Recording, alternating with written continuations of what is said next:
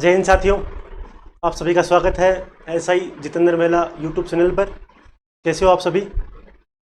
आप बार बार मैसेज कर रहे थे कि सर जो आयु में छूट है ओबीसी को कितनी है, एसटी को कितनी है, महिला को कितनी है, ईडब्ल्यूएस को कितनी है, और कैसे हम अपनी आयु निकालें कि मैं फॉर्म भरने लायक हूँ या फिर नहीं हूँ, मैं फॉर्म भर सकता हूँ नहीं भर सकता, आयु की गणना कैसे करें।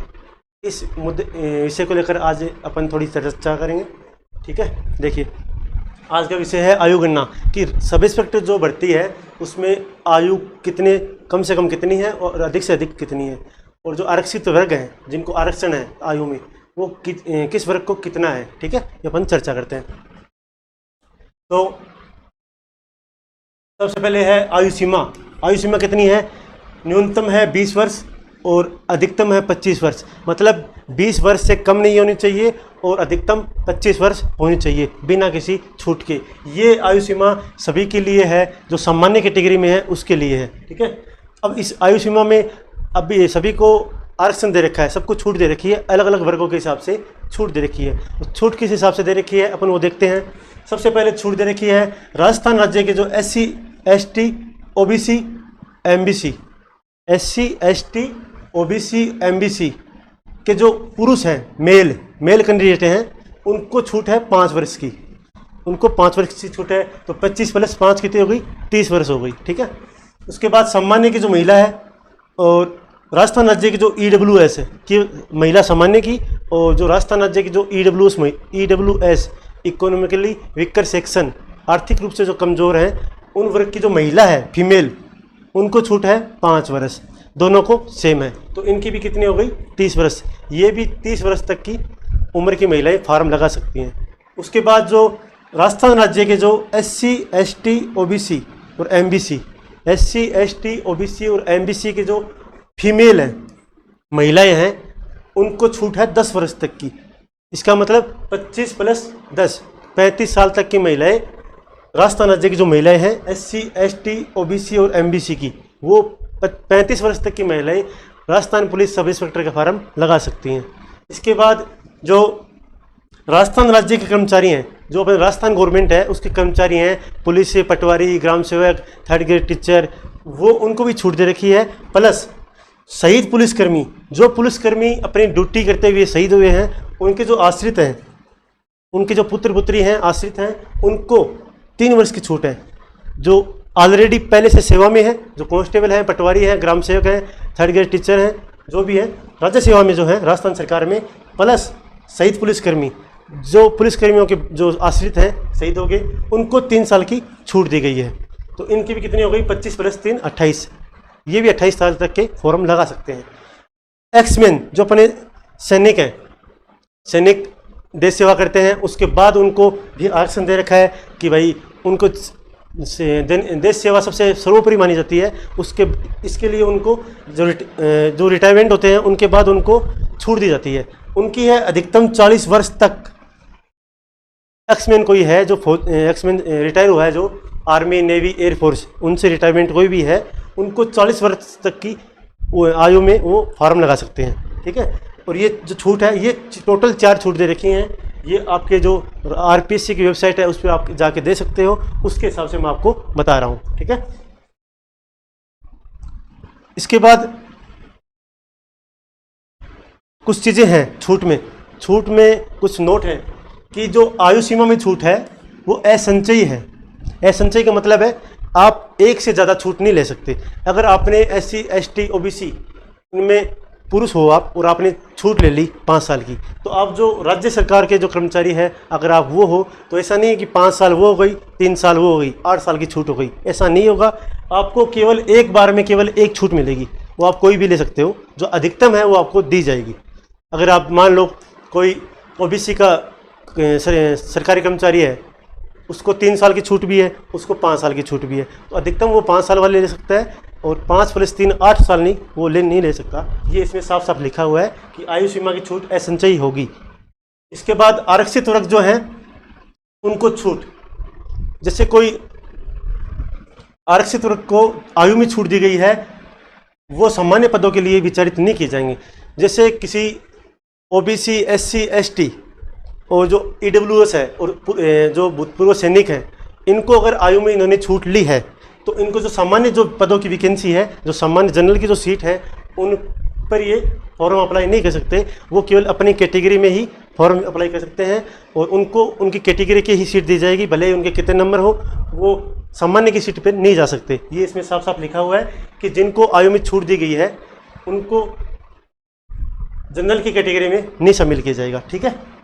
इसके बाद क्या है, SC ST OBC MBC EWS exman, मतलब जो भी आरक्षित वर्ग हैं, जिनको भी आरक्षण मिलता है, ये केवल राजस्थान के मूल निवासियों को मिलेगा। कोई राजस्थान राज्य से बाहर का अगर कोई नागरिक है, वो अगर ऐसा ही भर्ती राजस्थान पुलिस में शामिल हो रहा है, तो भले ही वो कोई भी कैटेगरी का हो, भले ही वो SC हो, ST कैटेगरी का हो, भले ही OBC MBC किसी भी कैटेगरी का हो, उसको यहाँ की जो SC ST की कैटेगरी है या OBC की कैटेगरी है उसमें शामिल नहीं किया जाएगा।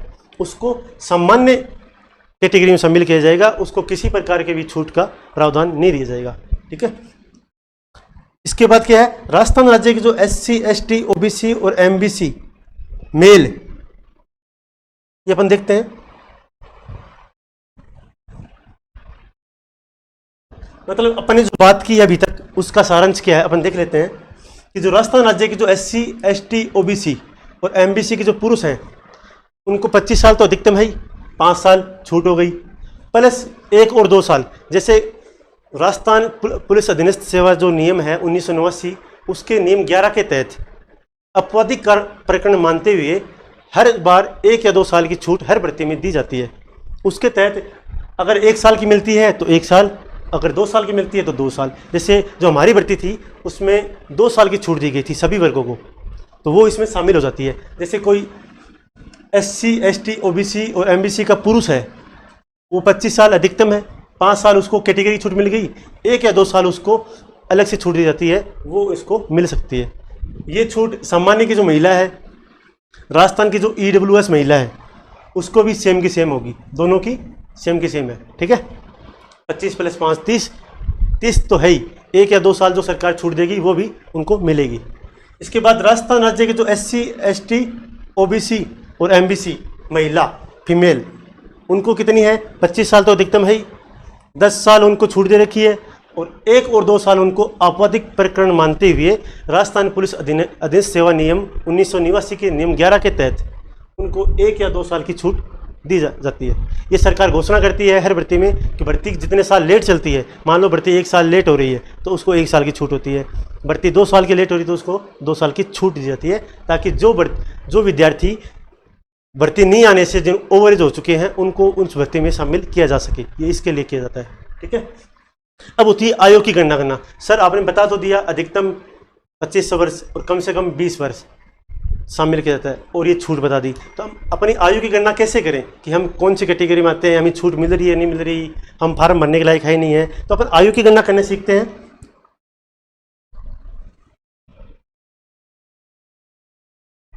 आयु गणना करना, आयु गणना जिस वर्ष भर्ती आती है उस वर्ष उसके अगले वर्ष 1 जनवरी, जिस वर्ष भर्ती आती है उसके अगले वर्ष 1 जनवरी के हिसाब से आयु की गणना की जाती है। मान लो 2023 में भर्ती आई तो आयु की गणना कब होगी, 1 जनवरी 2024 को आयु की गणना होगी, उसके हिसाब से आपकी आयु की गणना होगी न्यूनतम और अधिकतम की। जैसे अपन देखें न्यूनतम कितनी है, 1 जनवरी 2024, ये आयु की गणना। मान लो किसी का जन्म 2 जनवरी 2004 के बाद हुआ है, 2 जनवरी 2004 के बाद हुआ है, वो इस भर्ती में शामिल नहीं होगा। जिसका जन्म 2 जनवरी 2004 से पहले हुआ है तो उसकी कितनी बचेगी, 19 वर्ष 11 महीने और 29 दिन, मतलब 20 साल से 1 दिन कम है, तो इसके बाद का नहीं चलेगा, इससे पहले का चलेगा। ठीक है। और ये अधिकतम में देखो आप 1 जनवरी 2024, 2 जनवरी 1999 जिसकी डेट ऑफ बर्थ है उसकी एज हो जाएगी 24 वर्ष 11 महीने और 29 दिन, मतलब वो 25 साल से कम है, वो फार्म भरने के लिए उपयुक्त है। उसको छूट बिना किसी छूट के, न्यूनतम में किसी प्रकार की कोई छूट नहीं दी जाएगी, अधिकतम में छूट दी जाएगी। जिस अभ्यर्थी की डेट ऑफ बर्थ 2 जनवरी 1999 से बाद की है वो अभ्यर्थी बिना किसी छूट के सामान्य जो भर्ती है उसमें शामिल हो सकता है। अब आयु सीमा में छूट है उसको अपन देखते हैं किस हिसाब से होगी। फिर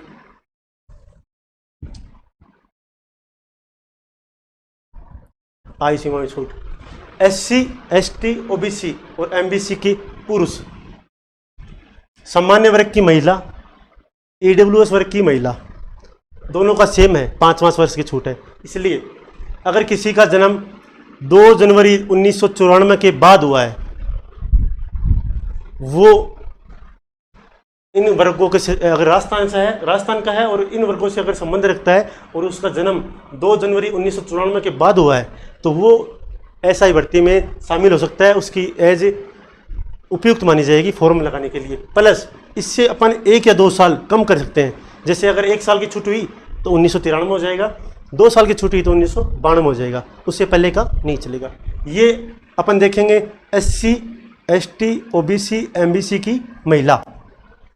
अगर SC ST OBC MBC की महिला है और उसका जन्म 2 जनवरी 1989 के बाद हुआ है तो वो फॉर्म भरने के लिए उपयुक्त है।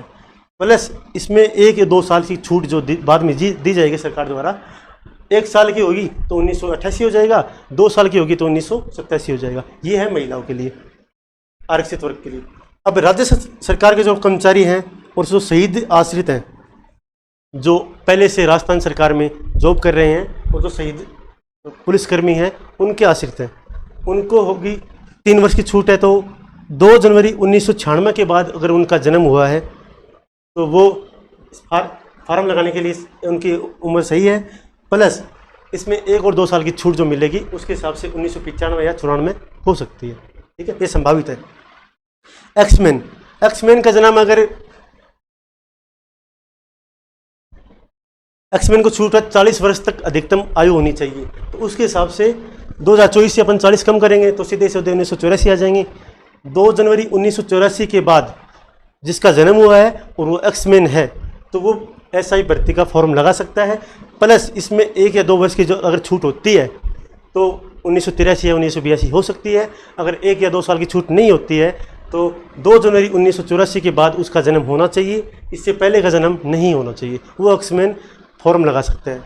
तो ये जाहिर सी बात है, आप समझ गए होंगे। एक बार आपको फिर से शॉर्ट में समझा देता हूँ। सीधी रामायण यही है कि